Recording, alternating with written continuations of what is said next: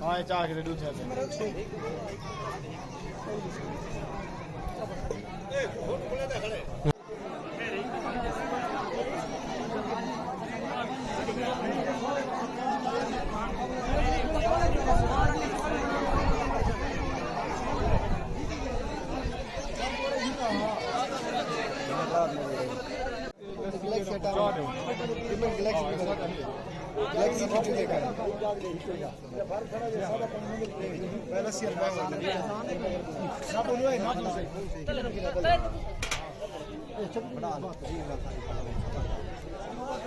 उगड़ पे उड़वा हर